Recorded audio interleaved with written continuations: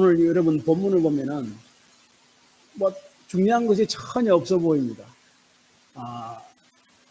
이스라엘 백성들이 정복한 땅들만 계속적으로 나열하고 있습니다.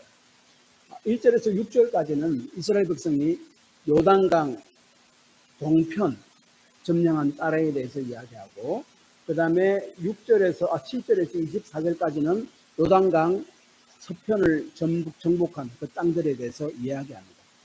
이스라엘 지도를 보면은 맨 위에가 갈릴리 호수가 있습니다. 그 밑으로 요단강이 흐릅니다. 그리고 조금 밑에가 사해가 있습니다. 염해. 염불이 너무 많아서 누우면 뜬다는 거 있잖아요. 사해는 굉장히 사해도 큽니다. 위에 갈릴리 호수도 크지만 사해도 굉장히 큽니다. 그래서 갈릴리 호수, 요단강, 사해 이렇게 있고, 그 중간에 여리고성, 아이성 막 이렇게 되어 있습니다. 그래서 지금 1절에서 6절까지 이야기하는 것은 요단강 건너기 전에, 실제적으로 그 땅들은 가나안 땅은 아닙니다. 하나님이 가나안 땅을 이스라엘 백성에게 주겠다고 약속했잖아요. 그래서 요단강을 건너기 전 이 동쪽 그 땅을 모세와 이스라엘 백성들이 정복했습니다. 그 땅을 정복한 땅에 대해서 이야기하는 것이 1절에서 6절입니다. 그래서 1절에서 이스라엘 자손이 요단 저편 곧 해돈 쪽 곧 아르논 골짜기에서 헤르몬 산까지 동쪽은 아라바를 차지하고 그 땅은 초죽인 왕들은 이러하니라 라고 이야기하는데, 이것은 그 요단강 동쪽 지역에서 남쪽 지역을 이야기합니다. 남쪽 지역. 그 지역을 모세가 이미 이스라엘 백성들이 요단 땅을 건너기 전에 정복한 것, 그 다시 설명합니다. 그 민수기에 보면 이미 점령했다고 이야기하고 있습니다. 민수기 22장. 그 다음에 4절, 5절에 보면은 바산 왕 옥은 정복했다. 그러니까 2절과 3절은 요단강 동쪽에서 남쪽 지역인 헤스본 시온 왕이 다스린 땅을 다 정복했고, 그 다음에 4절로 5절은 바산 왕 옥을 정복했다라고 이야기하는데, 이 옥은 요단 이 동쪽 그 북쪽 지역입니다. 그 북쪽 지역, 쭉 갈릴리 호수 굴진 지나는 그 위까지 에 해당하는 그 북쪽 지역을 다스리고 계시는데, 그곳을 모세와 이스라엘 백성이 이미 점령했음을 이야기합니다. 그러고 나서 이제 여호수아 1장에서부터 요단강을 건너서 이제 서쪽으로 가잖아요. 요단강을 건너서 서쪽으로 들어갔는데, 거기서부터가 이제 진짜로 하나님께서 주시겠다고 약속한 가나안 땅입니다. 그래서 7절부터 24절까지는 여호수아와 이스라엘 백성이 가나안 땅을 점령한 가나안 땅에 대해서 그 리스트를 쭉 나열하고 있습니다. 그래서 이 보면은 우리가 참 왜 이 말씀을 기록해놨지라고 생각할 정도입니다. 예를 들어서 11절, 12절을 보십시오. 하나는 라기스 왕이요, 하나는 에글론 왕이요, 하나는 게셀 왕이요 해가지고 계속 24절까지 내려갑니다. 그 다음에 24절에 정복한 왕은 31명의 왕이었다라는 말로 끝을 맺습니다. 도대체 우리가 보기에는 잘 알지도 못하는 왕들의 이름을 나열하고 12장은 끝이 나는데, 이것을 보면서 하나님께서 도대체 우리에게 무엇을 말씀하시고자 하는가 하는 것입니다. 여러분 마태복음 5장 18절을 보면은 예수님께서 이렇게 말씀하셨습니다. 진실로 너에게 이르노니 천지가 없어지기 전에는 율법의 1.1획도 결코 없어지지 아니하고 다 이루리라 라고 말씀하셨습니다. 히브리어를 보면은 획을 하나 끊는 것과 점 하나도 굉장히 중요합니다. 한 개의 점이 있고 뭐 두 개의 점이 있고 5개의 점도 이렇습니다. 점 하나가 굉장히 중요합니다. 그것도 그 조그마한 모음 한자도 없어지지 아니하고 다 이루어질 것이다 라고 예수님께서 말씀하셨는데, 그 의미는 기록한 성경 말씀 중에 아무런 의미가 없고 쓸데없이 기록된 성경 구절들, 그 말씀들, 단어들은 하나도 없다 하는 말입니다. 성경에 있는 한자 한자도 아무런 의미 없이 기록되지 않았다는 말입니다. 그렇다면 이렇게 왕들이 다스리던 땅의 지명과 왕들이 다스리던 성읍의 이름을 주요하게 기록한 것도 목적이 있기 때문에 기록해서 우리에게 남겨주셨다는 말이 되죠. 그렇죠? 목적이 무엇입니까? 왜 이렇게 지루한 정복한 그 성읍들의 이름, 성읍의 왕을 이렇게 이름들을 이렇게 열거하고 기록하고 있을까? 그것을 몇 가지를 우리가 한번 생각해 봐야 됩니다. 첫째로는 이 이름들의 나열이 이스라엘은 연합된 하나님의 공동체라는 것을 강조합니다. 요단 동편의 1절에서 6절까지는 요단 동편, 그렇죠? 7절에서 24절까지는 요단 서편, 요단강을 건너고 나서 서편. 그곳부터가 진짜로 하나님이 약속한 가나안 땅. 그렇죠? 이해되십니까? 그런데 하나님이 원래 약속하신 가나안 땅만 언급하면 되는데 요단강 건너기 전 동쪽에 그 땅들을 왜 일부러 다시 이렇게 언급하는가 하는 것입니다. 이 요단강 건너기 전 바로 전 그 땅들은 이미 모세와 이스라엘 백성들이 정복을 해가지고 루벤 지파와 갓 지파 그리고 므낫세 반 지파. 이스라엘은 12지파가 있습니다. 우리 한국도 8도가 있듯이 이스라엘도 12지파가 있습니다. 그런데 그 중에서 루벤, 갓 지파, 그 다음에 므낫세 반지파인데 므낫세 반지파라는 것은 합 므낫세 지파입니다. 합 므낫세 지파는 요단 서쪽으로 가나안 땅으로 들어와 있고 그 합 므낫세 지파가 요단 동쪽에 있는 거예요. 그래서 이제 12장은 하나님이 약속한 땅 가나안 땅의 정복은 이제 하나님의 백성, 이스라엘 백성이 다 마쳤음을 이야기하면서 굳이 가나안 땅이 아닌 그 바로 옆에 있는 요단 동편의 땅들을 왜 다시 언급하느냐 하는 이야기입니다.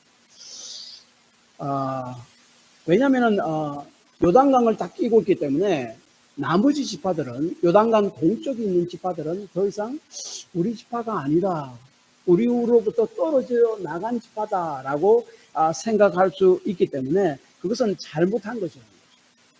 이들도 여전히 요단강 동쪽에 있지만 요단강이 너희들을 가르고 있지만 여전히 이들도 너희와 같은 하나님의 백성입니다. 하나님의 백성의 공동체에 속한 것임을 기억해라. 그래야만 온전히 12지파 하나님의 백성이 된다 하는 것입니다. 그래서 여기서 이야기하는 것은 이스라엘 백성은 연합이 굉장히 중요하다. 하나님이 연합에 대해서 지리적으로 연합을 방해할지라도 그것은 아닙니다. 연합이다. 하나님의 백성은 연합되어야 합니다. 이렇게 이야기합니다.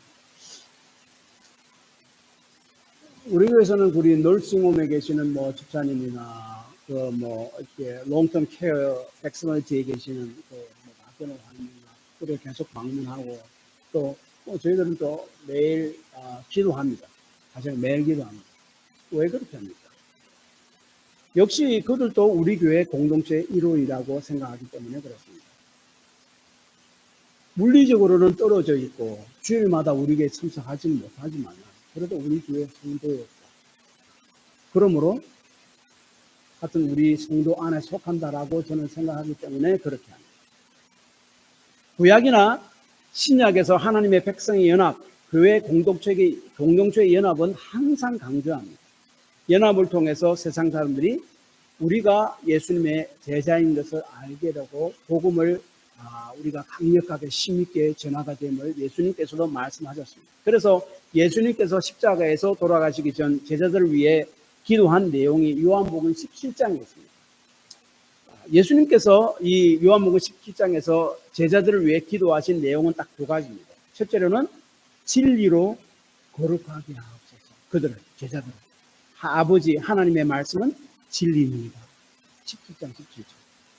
그 다음에 한 가지 더는 예수님이 제자들이 하나가 되게 해달라고 연합을 위해서 기도했습니다. 그것이 11절, 21절, 22절, 23절 계속해서 이야기합니다. 그래서 요한복음 17장 21절에 보면은 예수님께서 이렇게 말씀하셨습니다. 저희도 다 하나가 되어 우리 안에 있게 하사 세상으로 아버지께서 나를 보내신 것을 믿게 하옵소서. 이 말씀은 교회 공동체가 거룩한 삶을 살고 하나가 될 때, 연합될 때에 하나님께서 함께 하시고 믿지 않는 세상을 향해 복음을 증거하는 사명을 비로소 감당할 수 있게 된다 하는 것을 이야기합니다. 또한 요한복음 17장 23절에 보면은 곧 내가 그들 안에 있고 아버지께서 내 안에 계시어 그들로 온전함을 이루어 하나가 되게 하려 함은 아버지께서 나를 보내신 것과 또 나를 사랑하신 것 같이 그들도 사랑하신 것을 세상으로 알게 하려 함이로소이다. 아버지께서 예수님 안에 계신다라고 이야기하는데 이것은 삼위일체를 이야기합니다. 성부 하나님, 성자 예수님, 성령 하나님 이 세 위격의 하나님이 계시지만은 우리 성경은 세 분의 하나님이 계신다라고 이야기하지 않습니다. 한 분의 하나님 계시고 그 안에 세 person이 계신다라고 이야기하지만은 그의 권능과 능력과 모든 것을 동동하시다라고 성경은 이야기하고 있죠. 그래서 이 세 위격 이분들은 아버지 하나님과 예수님과 성자 하나님, 예수님과 성령 하나님은 구원에 비추어서 말해보면 우리를 구원하기 위해 각각 다른 일을 하십니다. 그러나 결국은 모든 것은 우리의 구원을 이루기 위해서 아버지 하나님, 성자 하나님, 성령 하나님께서 각자 일을 해나가시고 결국 또 연합하십니다. 우리를 구원하기 위해서 아버지 하나님은 구원을 계획하셨습니다. 그리고 예수님을 세상에 보내십니다. 아들 예수님은 이 땅에서 사람의 몸을 입고 태어납니다. 그리고 십자가에서 우리 죄를 대신 주고 죽으시고 부활함으로 우리의 구원을 이루십니다. 그 다음에 아들 예수님이 이제 하늘로 성천하셨잖아요. 성천하실 때에 하고 나신 후에 성령님을 보내십니다. 그래서 성령 하나님은 교회를, 제자들을, 성도들을 무장시켜서 다시 세상으로 보냅니다. 그래서 제자들은, 성도들은 성령의 인도하심을 받고 땅끝까지 가서 예수님의 복음을 전하게 됩니다. 이렇게 삼위일체 하나님은 우리의 구원을 위해서 각각 다른 일을 하셨습니다. 그럼에도 불구하고 구원을 위해서 하나가 되셨습니다. 그래서 예수님이 기도하신 것은 그것입니다. 우리가 이렇게 하나가 된 것이 이 제자들도, 이 땅에 남아있는 제자들도 각자 하는 일들, 은사들, 성격들, 생각들은 다 다르지만 복음을 위해서, 주의 영광을 위해서 하나가 되고 기도하십니다. 마찬가지로 우리 성도도 성품이 다르고 삶이 다르지만 하나님께서 우리 교회 가운데 일하시기 위해서 그리고 우리에게 주신 사명을 이루기 위해서 하나가 되어야 한다, 연합이 되는 말씀을 주신 것입니다. 예수님께서는 이것을 위해서 기도하셨습니다. 우리가 성격이 각자 다르고 직업이 다르고 우리가 살아온 삶의 환경과 교육 수준이 다르고 좋아하는 성향도 다르지만 우리를 하나로 모이는 것은 우리를 불러주신 성부, 성자, 성령 하나님의 연합했다. 그래서 우리도 불러주셨다. 다양한 가운데서 주의 복음을 위해서, 주의 사역을 위해서 하나가 되어야 함을 주께서 우리에게 말씀하신 것입니다. 그러므로 본문 말씀은 이스라엘 백성들은 연합된 공동체라는 것을 강조하기 위해서 이렇게 썼습니다. 요단강을 딱 가로질러서 동쪽, 서쪽으로 나눠졌지만 물리적으로는 떨어져 있고 항상 너무 쉽게 갈 수 있는, 왕래할 수 있는 그런 지역은 되지 않지만 그럼에도 불구하고 너희들은 하나님의 백성으로 하나의 공동체를 잊지 말라 하는 것을 주시기 위해서 이 말씀이 이렇게 기록되어 있습니다. 그래서 우리 교회도 이렇게 연합된 공동체야만이, 이 말은 모든 것이 일률적으로 다 억울히 해야 된다는 말은 아닙니다. 억울히 안 할 수도 있어. 다 틀릴 수도 있습니다. 그러나 이것이 정말 하나님의 위한 것인가, 복음을 위한 것입니다. 그것을 생각해서 다시 연합되어야 함을 이야기합니다.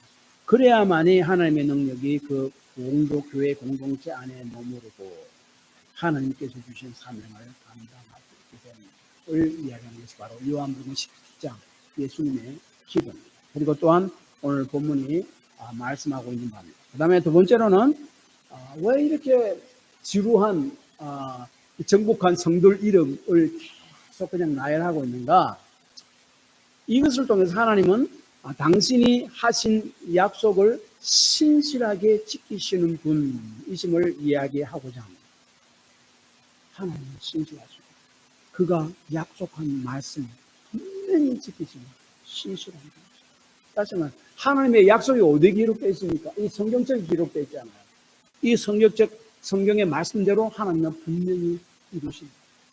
그것을 믿고 나아가. 딴 생각하지 마라. 걱정하지 말라. 그것을 주기 위해서 이 말씀이 기록되어 있습니다.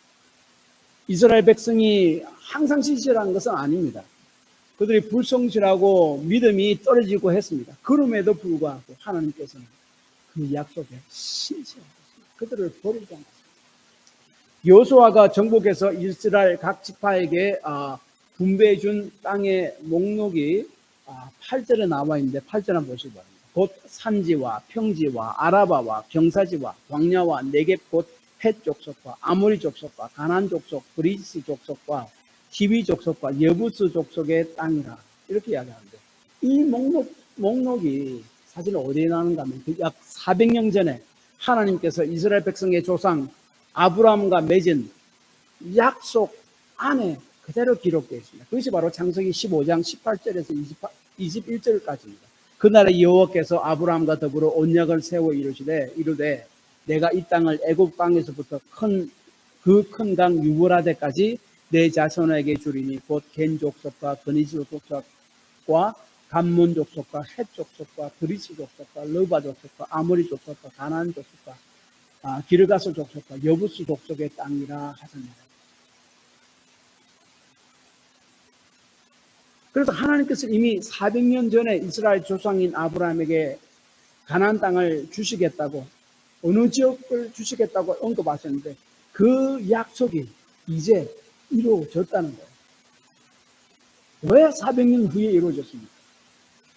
하나님의 생각과 뜻이 있기 때문에 그렇습니다. 그때 아브라함은 자기 자손이 몇 명 없었잖아요. 사실은. 그 아브라함 자손에게 이삭밖에 없었는데 당장 그 모든 가나안 땅을 어떻게 통치할 수 있습니까? 그래서 하나님께서 창세기 15장에 말씀하시기를 너희 자손들이 점점 많아지고 결국은 다른 나라 땅에 가서 살게 되고 그래서 거기서 다시 풀려나오게 되고 결국은 너희 자손들이 가나안 땅을 정복하게 되고 그래서 그 가나안 땅을 내가 너희에게 주겠다라고 했고 그래서 하나님의 약속대로 이스라엘 백성이 애굽에 있다가 거기서 탈출해서 가나안 땅에 결국 들어와서 약속한 그 가나안 땅 400년 전에 약속한 땅 그래서 지금 이스라엘 백성들은 다 차지했다 하는 것이 오늘 본문의 말씀입니다. 그렇지만 하나님은 400년 동안 그 약속을 결코 잊지 않으셨고 때가 되면 하나님께서는 그 약속을 이루어지게 하셨다. 하나님의 약속하신 약속을 믿을 만한 신실한 하나님이다 하는 것을 본문은 강조합니다. 그런데 이스라엘 백성의 역사를 보면은 자신들의 우리의 불신앙과 불신실함에는 하나님의 약속이 이루어지는 시간을 좀 지연시킨다 하는 것을 알 수 있습니다.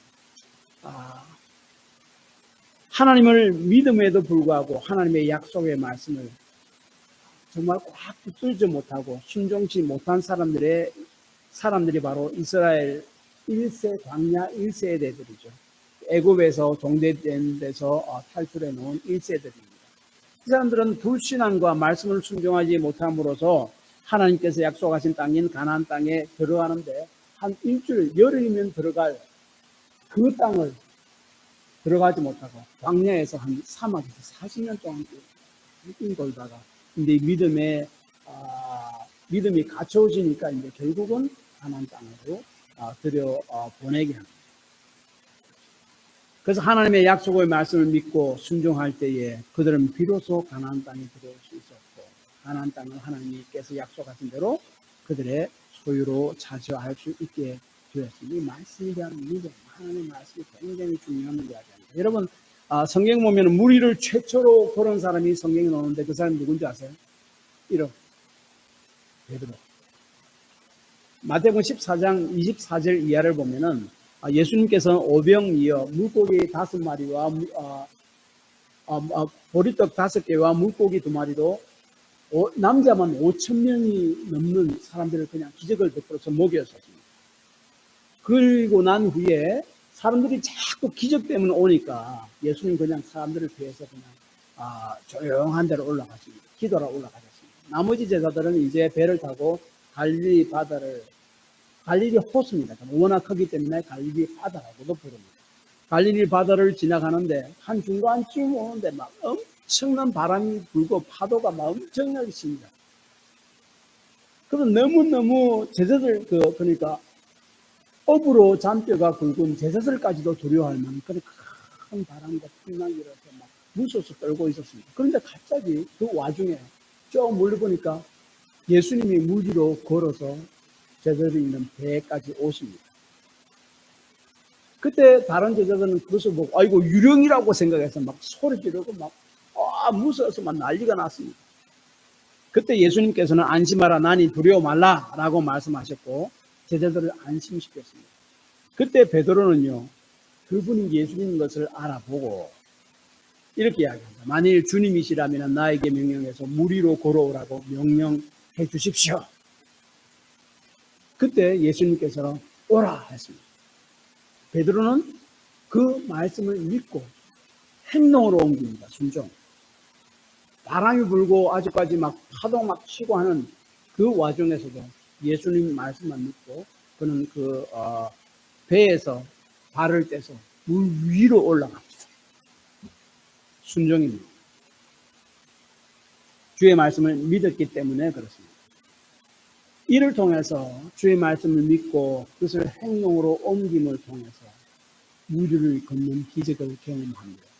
만약에 주의 말씀을 믿지 못하고 그것을 순종하지 못한다면 주의 기적을 경험할 기회가 날아가 버립니다. 그렇잖아요? 그래서 걷습니다. 근데 무리를 걸어서 예수님 바라보고 무리를 걸어서 예수님께는 가는 도중에 파도가 확 밀어치니까 이제 예수님을 보지 않고 주의 말씀을 기억하지 않고 몰아치는 파도를 봅니다. 두려움에서 그냥 물에 빠져만. 그때 예수님께서 깊이 베드로의 손을 붙잡고 다시 건지십니다. 그러면서 하시는 말씀이 믿음이 작은 자에 왜 의심하였느냐 라고 이야기합니다. 파도로 인해 지금 사는 환경이 주는 힘듦과 어려움을 인해서 주의 말씀을 붙들지 않고 세상과 환경이 주는 어려움을 바라보며 붙들 때에 물에 빠지게 됩니다. 다시 말해 말씀에 대한 무심 우리의 삶을 엉망으로 만들고 하나님의 약속을 지연시킨다 하는 것을 이야기합니다. 그러나 하나님의 말씀을 믿음으로 붙들고 순종하며 나갈 때에 하나님께서는 그 약속을 신실하게 이루십니다. 하나님의 뜻. 여호수아와 광야 2세대들은 이제 하나님의 약속의 말씀을 붙들고 신뢰하고 그 말씀을 따라 행했습니다. 그래서 그 결과 물이 넘실거리는 요단 땅을 마른 땅과 같이 건너게 되잖아요. 그리고 이스라엘 백성의 전력으로는 도저히 무너뜨릴 수 없는 난공불락의 여리고성을 무너뜨립니다. 그리고 메론 물가에 있던 해변의 모래와 같이 많았고 고인족들도 있었던 그 남쪽 5 왕들의 연합군을 패배시킵니다. 그리고 여호수아 11장에 보면은 여호수아와 이스라엘 백성들이 가나안 땅 성을 쳐서 점령한 사건들을 말씀하면서 항상 강조하는 말씀이 여호와께서 명령하신 대로 행하여 하나님의 말씀을 믿고 그 말씀대로 행했다는 말씀. 이것이 승리 비결입니다. 이 말씀이 중요합니다. 하나님의 말씀을 꼭 붙들고 나아갔다. 제가 이 말씀을 쭉 생각할 때 제가 생각나는 분들이 있었습니다. 제가 신학교 때 저를 가르친 2분의 교수님인데 한 분은 닥터 그레이 닥티코라는 분입니다. 이분은 저는 이분에게서 히브리어를 배웠는데 이분이 이제 하버드 그 신학교에서 박사학위를 했고 논문 다 과정을 다 마치고 이제 논문을 썼습니다. 그리고 논문을 심사하잖아요. 그때 여러 교수님들이 있고 해서 이제 같이 심사를 하는데 그 교수님이 이야기하기를 당신 그게 그 논문 밑에 조그맣게 한 게 모세 오경은 창세기, 출애굽기, 레위기, 신명기, 모세 오경이라고 그러거든요. 그것은 모세의 저작이라고 쓰는데 모세의 저작이다라는 구절을 빼내라는 거예요. 안 그러면 박사학위 안 주겠다 했습니다.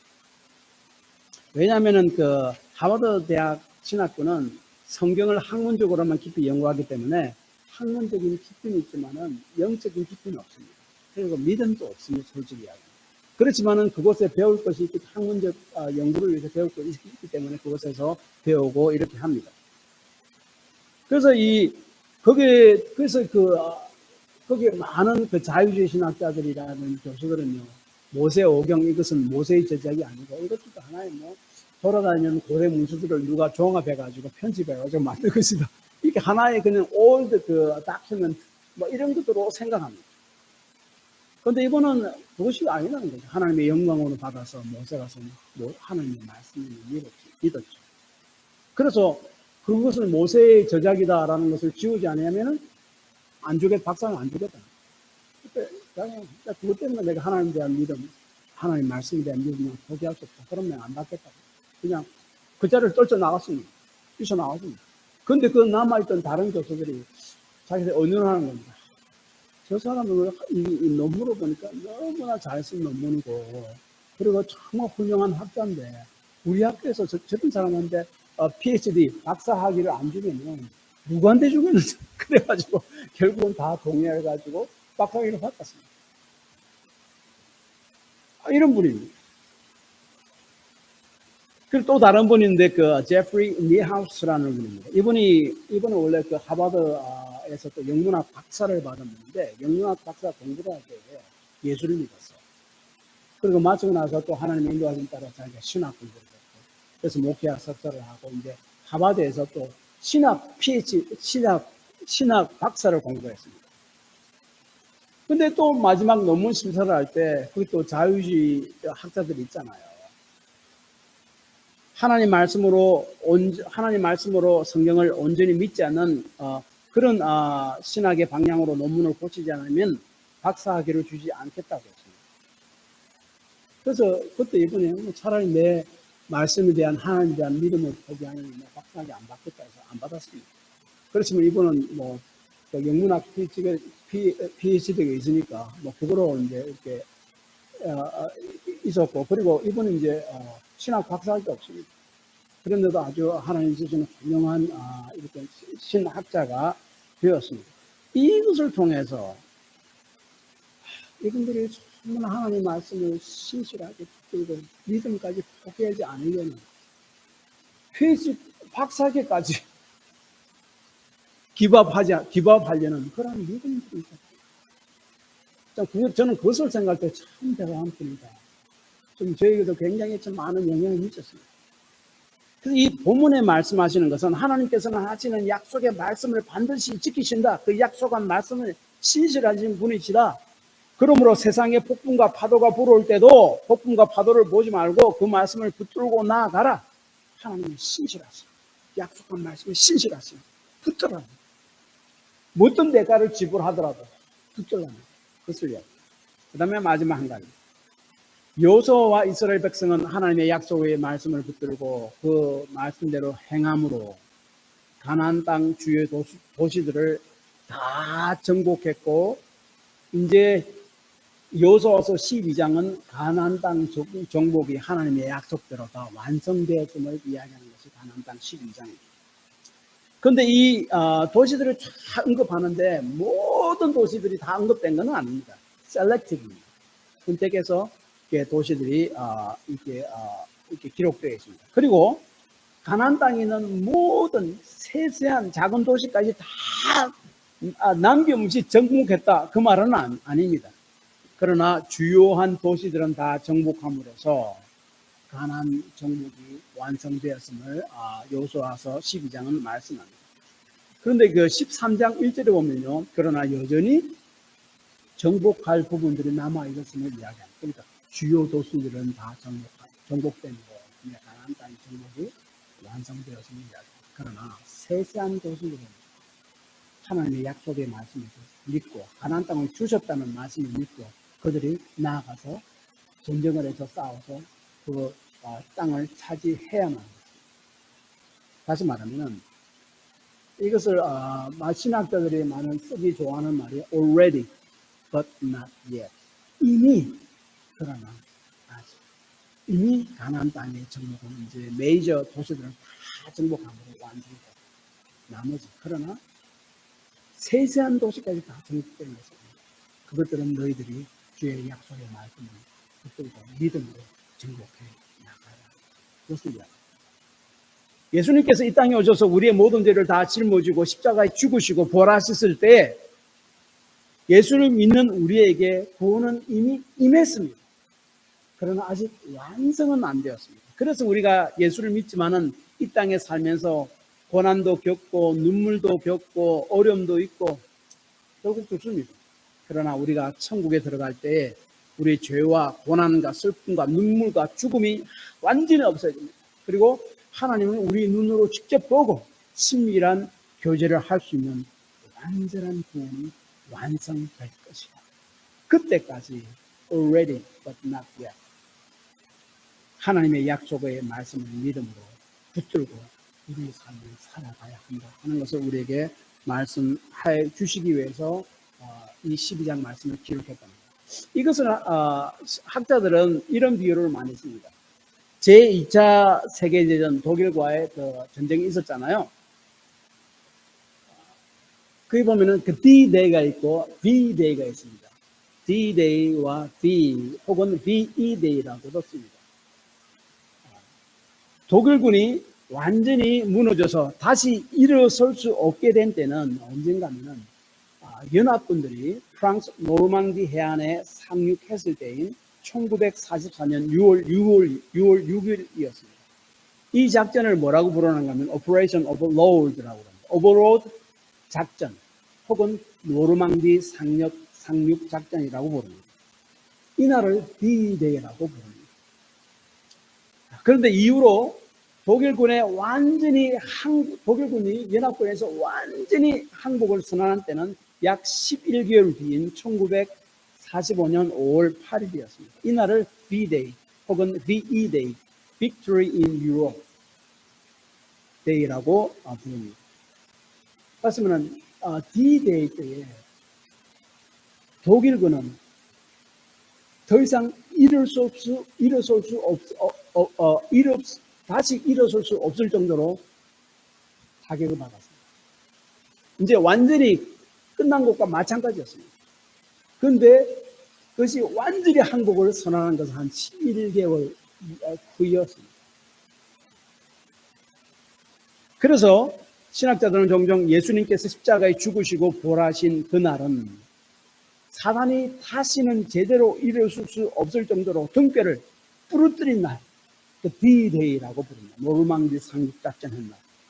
그러나 우리가 천국 가서 우리의 구원이 완전히 완성되는 때, D-Day 혹은 VE-Day라고 부릅니다.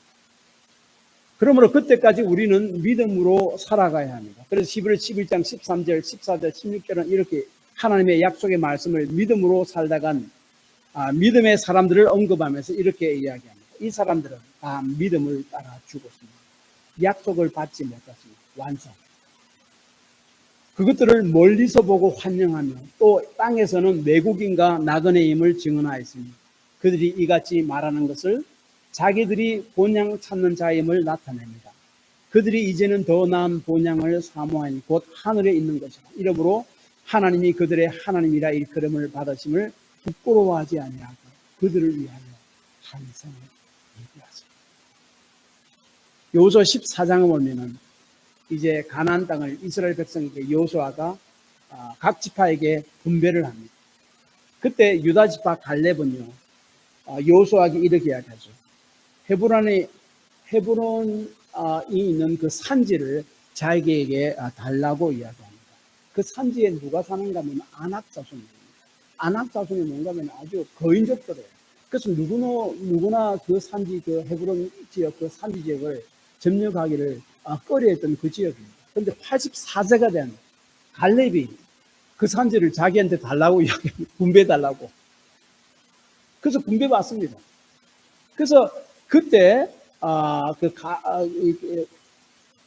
갈렙이 이야기한 것이 뭔가면은 여호수아 14장 12절인 이렇게 이야기합니다. 그날에 여호와께서 말씀하신 이 산지를 지금 내게 주소서. 당신도 그날에 들으셨거니와 이곳에는 아낙 사람들이 있고 거인족. 그 성읍들은 크고 견고할지라도 여호와께서 나와 함께 하시면 내가 여호와께서 말씀하신 대로 그들을 쫓아내리리다. 여호와 하나님께서 이 땅을 주시겠다 하지 않았습니까? 지금 그 산지, 헤브론 그 산지들은 너무나 강력한 성읍들이 있고 섬들이 있고 건적들이 있어서 사람들이 감히 접근하기를 두려워하는데 나한테 주십시오. 이 땅을 주시겠다 약속했으니까 그 약속은 말씀을 믿고 나가서 내가 84세지만은 그 땅을 약속의 말씀을 믿고 정복하겠습니다. 대단한 믿음 아닙니까? 그래서 정복했습니다. 그래서 가나안 정복이 이루어졌다는 말씀은 이미 그러나 아직이라는 말씀을 우리에게 이야기해 줍니다. 우리의 구원이 이미 이루어졌지만 구원의 완성이 이루어진 그날까지 하나님의 약속의 말씀을 신뢰하고 신실하게 살아가야 합니다. 그때 하나님 주시는 승리와 능력을 맛볼 것이다 하는 것입니다. 결론적인 것입니다. 가나안 땅 정복이 완성되었습니다. 12장의 말씀은 연합의 중요성에 대해서 이야기합니다. 하나님께서 하신 약속은 반드시 지키시는 신실한 분이시므로 그 약속을 신뢰하며 그 약속이 온전히 이루어질 그때까지 약속의 말씀을 붙들고 따라가는 믿음의 삶을 살아가야 함을 본문의 말씀입니다.